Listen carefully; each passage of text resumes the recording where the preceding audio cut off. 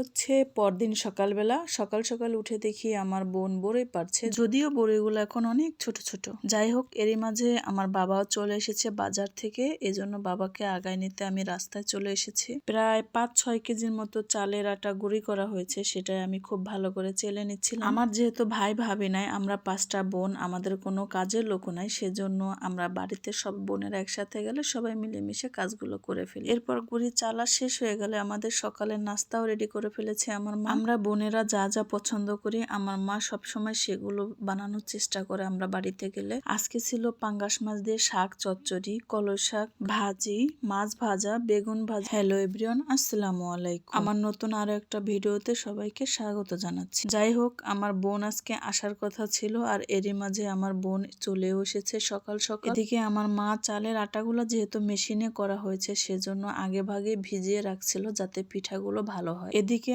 আমার ছেলে তার বোনের জুতা খোলানো পরানো নিয়ে ব্যস্ত, মানে ভাই বোনের ভালোবাসা যাকে বলে আর কি। আমার মা মুরগির খোয়ার থেকে, মানে যে ঘরে মুরগি থাকে আমরাও মুরগির খোয়ার বলি, ওখান থেকে মুরগিটা ধরে কেটে বেছে খুব সুন্দর করে পরিষ্কার করে নিয়েছে। এদিকে আমার বোন এসে ও রান্না বান্না শুরু করে দিয়েছে, মানে ও আজকে মুরগির মাংসটা রান্না করবে আর আমি গরুর মাংসটা রান্না করব। আমি ওকে বলছিলাম আমি রান্না করি, তো ও বারবার বলছিল না আজকে আমি রান্না করি, তোমরা সবাই খাবা, দেখো কেমন হয় আমার রান্না বান্না।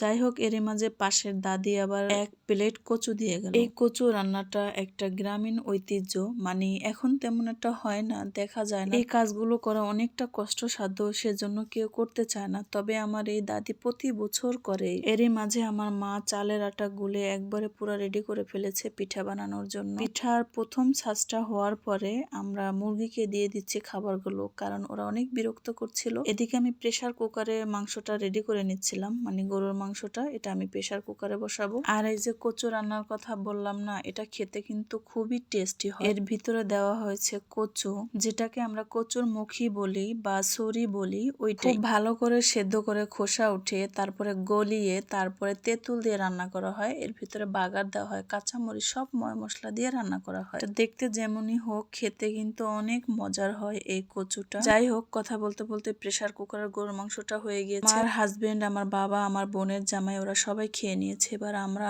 খেয়ে নিব, মানে আমরা বোনেরা, আমার মা, সবাই একসাথে বসে খেয়ে নিব। আমি আর আমার বোন একসাথে খাবো 1 প্লেটে, সেজন্য অনেকগুলো মাংস একসাথে উঠিয়ে নিয়েছি। আমার মেজো বোন গরুর মাংস খেতে পারে না, ওর অ্যালার্জিতে অনেক প্রবলেম হয়, সেজন্য ও শুধু মুরগি দিয়ে খেয়ে নিচ্ছিল। পিঠাগুলো খেতে যেমন মজা হয়েছে, মানে 2 আইটেমের মাংস দিয়ে অনেক মজা লাগছে। এখানে আমার সেজো বোনকে অনেক মিস করছিলাম, ও থাকলে আরো ভালো লাগতো। আমাদের যেহেতু হঠাৎ আসা হয়েছে, সেজন্য ও আর আসতে পারেনি, যেহেতু অনেক দূরে থাকে। আজকের জন্য এই পর্যন্তই, আল্লাহ হাফেজ।